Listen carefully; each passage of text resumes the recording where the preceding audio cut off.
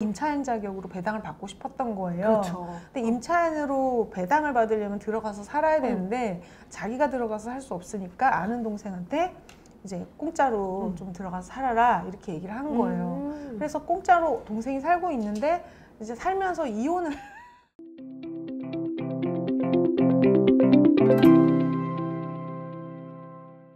9월 달에 나온 무조건 수익내는 실전부동산 경매 저자 마땅입니다. 책은 그냥 제가 평소에 강의하던 대로 해가지고 쭉 그냥 썼는데 편안하게 잘 읽힌다는 이야기 많이 해주시더라고요. 원래 글을 잘 쓰시나 봐요. 아니, 처음 썼는데 그 출판사 편집장님이 워낙 또 유능하신 분이어가지고 책이 잘 나온 것 같습니다. 네, 10년 만에 또 네네. 이렇게 좋은 책으로 만나 뵙게 됐어요. 그래서 책에 보니까 처음에 이제 경매를 시작하셨던 이야기들이 이제 맨 처음에 나와요. 맞아요. 어떻게 경매를 시작하시게 됐는지 그 이야기부터 좀 들어볼까요? 네. 직장인으로 있다가 다른 거를 해봐야겠다라고 생각하고 이것저것 좀 많이 했었어요. 지금 이야기한 온라인 스토어 같은 것도 운영을 했었고 금융 투자도 좀 했었습니다. 그래가지고 다 좀 잘 안 됐어요. 이제 제가 이것저것 도전하니까 제 친구가 경매 한번 해볼래? 이렇게 추천을 해서 아 그래 경매를 한번 해볼까? 그때 제 생각에 제 인생 이막에 어떤 직업의 조건이 있었는데 첫 번째는 정년이 없었으면 좋겠다라는 거, 두 번째 수익의 확장성이 있었으면 좋겠다, 세 번째는 1대1로 시간과 교환하지 않았으면 좋겠다, 그리고 네 번째는 지금 하는 일을 하면서도 했으면 좋겠다, 이런 이제 몇 가지 조건이 있었는데 완벽하게 맞는 거예요. 경매는 내가 지금 하는 일을 하면서도 시작을 할 수 있어서 그 기회비용이라는 게 없더라고요. 그냥 열심히만 하면 되는 거여서 사실 뭐 쉽지는 않았지만 경매만 잘 됐습니다. 저 궁금한 게 처음에 그 소개해줬던 친구는 어떻게 경매하고 계시나요? 아니 그 친구 전업주부입니다. 그러면 스마트 스토어도 하시고 네. 여러 가지 금융 투자면 주식 투자 이런 거 하셨나요? 주식으로 1억 만드는 법 아세요, 대표님? 주식으로요? 네네. 몰라요. 그 2억을 투자하면 1억이 돼요. 지금 저도 그랬어요. 돈을 이제 반을 만들었어요. 사실 제가 화학공학과 나왔어요. 그래서 약사 된다고 또 약대 공부도 좀 했었고. 뭐 이렇게 여러 가지 일들을 하다가 네네. 결국 이제 경매를 시작하게 되셨는데 네. 친구가 이제 괜찮다라고 해서 일단 시작을 하신 거잖아요. 네네. 처음에는 어떤 물건으로 도전을 하셨어요? 처음에 제가 종잣돈이 없어가지고 전세를 뺐어요. 그거 아까 4천만 원이었는데 그걸로 맨날 최저가만 입찰을 했어요. 그 소형 오피스텔 막 이런 것들을. 그러니까 지금 생각하면은 이제 시세는 전혀 상관없이 혼자 그 최저가만 보고 입찰을 했던 거예요. 그래서 폐차를 많이 했죠. 폐차를 많이 해서 이렇게는 안 되겠다 싶어가지고 조금 어려운 공부를 했습니다. 그게 그러면 언제예요? 몇 년도에 시작하신 그게 거죠? 2016년이에요. 16년도에 네. 이제 막 부동산이 막 오르고 있는 타이밍이었네요.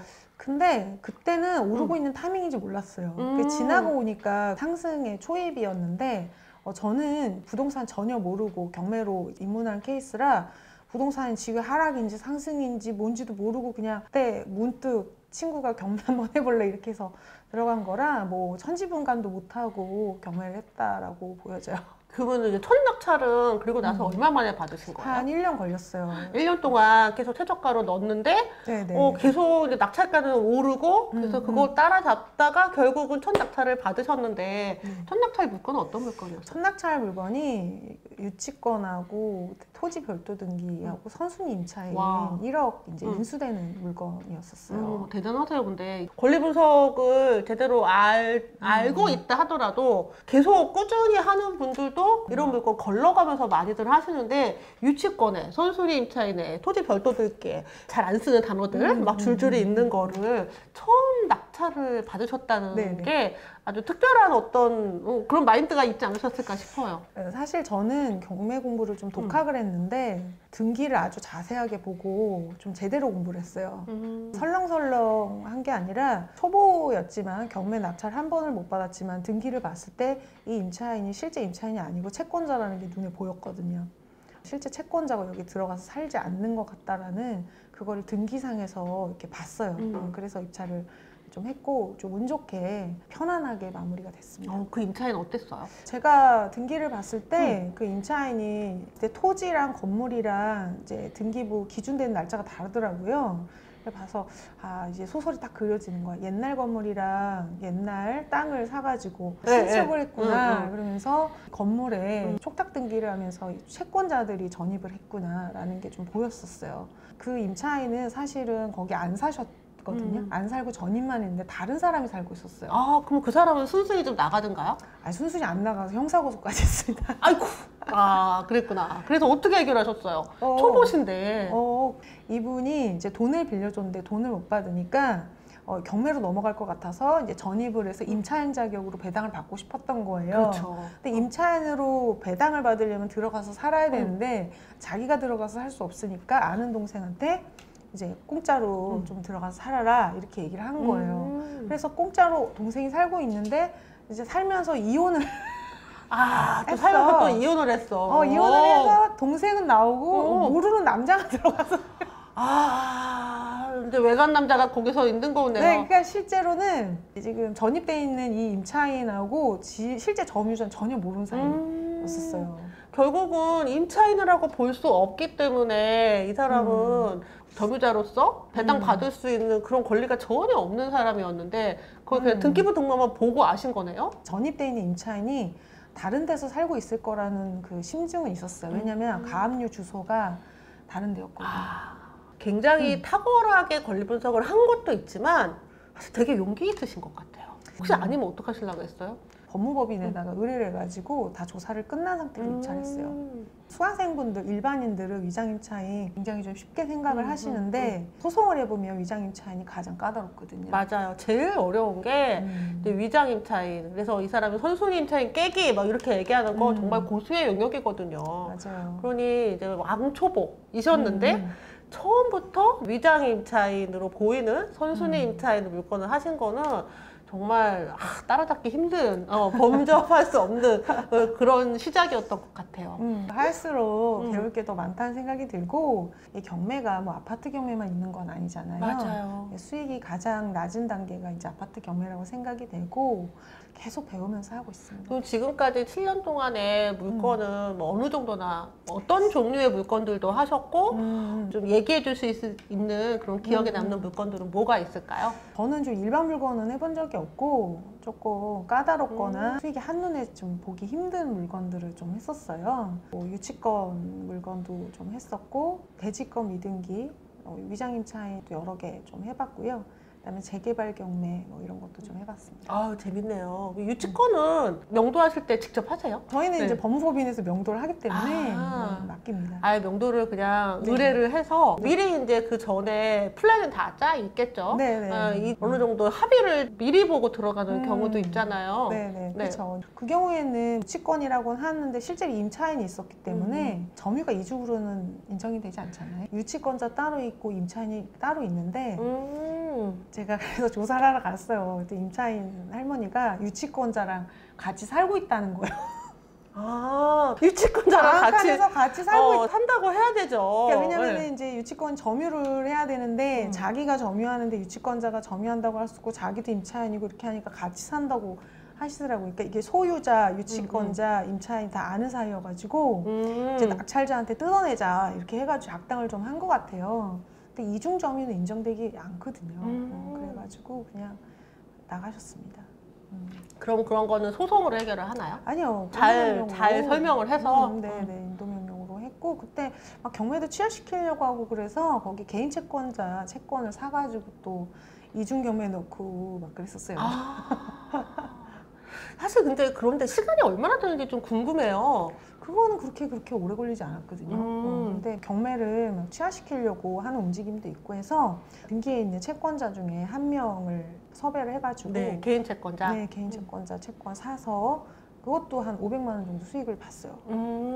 얼마나 되기는 할인해서 좀 살 수 있었어요? 네, 그거를 한 3천만 원 정도 됐던 것 같은데 500만 원 정도. 어머!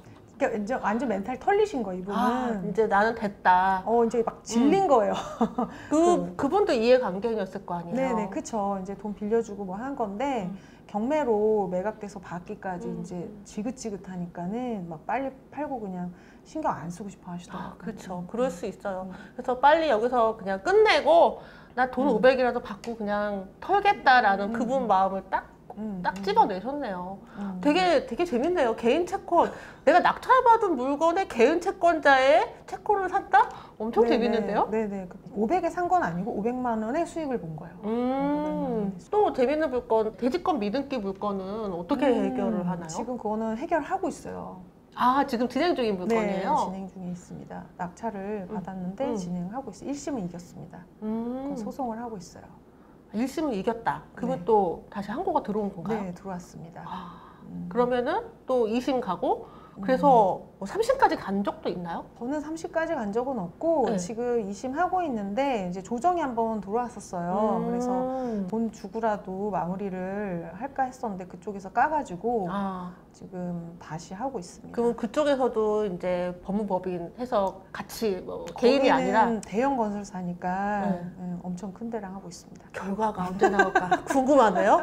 대형 건설사랑 1심 승소하고 2심 진행 중이신데 네네. 와 진짜 너무 재밌는데요. 근데 실제로 진짜 믿음기가 없는 것들 그리고 특히 건설사가 갖고 있는 그런 물건들은 안 건드리거든요. 우리가 웬만해서는 걔네랑 싸워야 되니까. 저희는 삼성물산 레미안 첼리투스 조합에서 유치권을 설정을 한 거예요. 네네. 그럴 만하지 않나요? 저희 아카데미 사례인데 그 레미안 첼리투스가 렉스 아파트를 재건축 1대1 재건축을 했는데 분담금이 한 6억 정도 나온 것 같아요. 근데 그 분담금을 못 낸 세대의 채권을 가지고 유치권이 신고가 됐고 경매로 진행을 한 거예요. 두 개가. 분담금이 유치권 이거 어떻게 되는 건가요? 실제로 공사비니까. 네, 왜 필요할 것 같은데. 네네. 네. 그래 두 개를 낙찰을 받았는데 한 개를 낙찰을 받고 나서 실제로 보면은 이 채권이 거기에 압류로 들어가 있었어요. 그래서 배당이 거의 다 됐습니다. 그래서 그거는 그냥 추가 이거 없이 했고 하나는 어느 정도 금액의 합의를 보고 마무리했어요. 그래서 하나 15억에 받았나 그리고 하나는 14억 정도에 받았나 그래요. 그래서 4억 정도 이제 유치권 금액을 주고 마무리했습니다. 하나 26억에 팔고 33억에 팔고 저희는 이제 건설사 유치권도 건드립니다. 처음부터 조금 고수의 영역으로 시작을 하셨군요.